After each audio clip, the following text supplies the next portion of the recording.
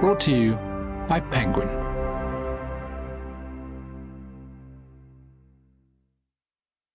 The Boundless Sea by David Abulafia. Read by Jonathan Keeble.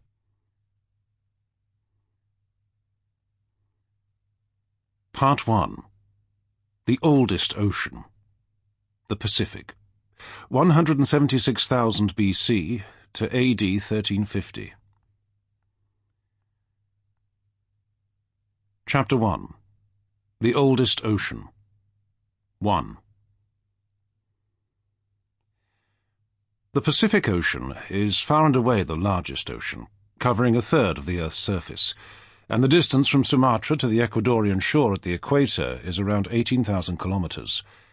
Even if Polynesian sailors may very occasionally have landed on the shores of South America, regular contact between the opposing shores was non-existent before the Spaniards launched their Manila galleons, linking the Philippines to Mexico in the 16th century.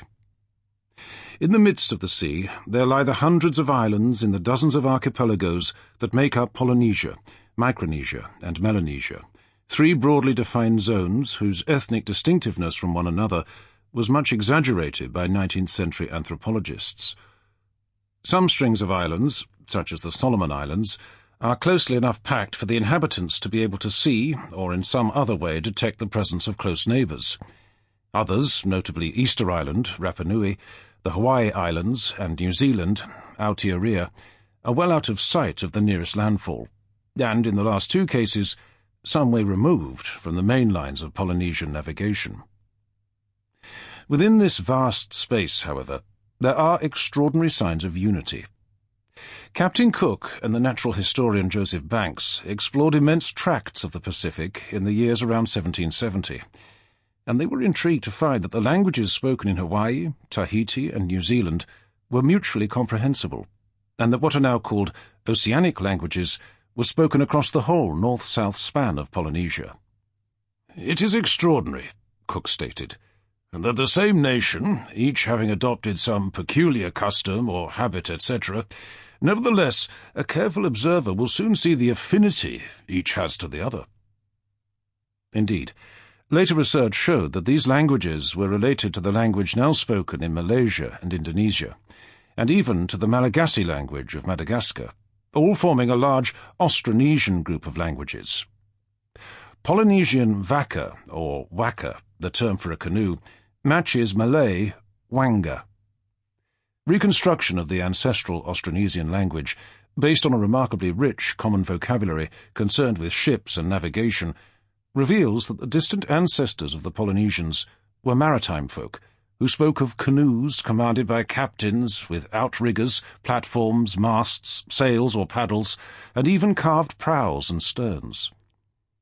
That said, the eerily beautiful languages of the Pacific had broken away from those of Southeast Asia many millennia ago, suggesting a common linguistic origin among the early settlers in the Pacific. It is important to use the phrase linguistic origin because language and ethnic origins may be at odds with one another.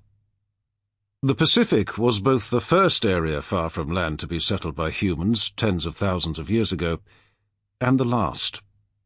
That statement needs to be qualified.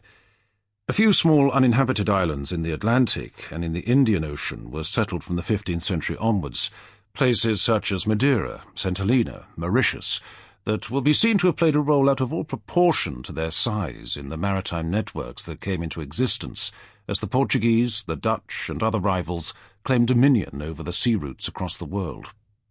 And Antarctica, with no permanent population, could be left out of account. But the last substantial territory to be colonized by humans was New Zealand, whose settlement is variously dated somewhere between AD 950 and AD 1350. Even though many of its original inhabitants, who were at first concentrated on the warmer North Island, lived in the interior, away from the sea, stories about the arrival of the first canoes abounded. The Maoris and the Hawaiians had no doubt that they were migrants. Once settled, the Maoris lost interest in large ocean-going seacraft and confined their navigation to boats better suited to coastal waters. They could say little about the place from which they had come, other than that Sample complete. Ready to continue?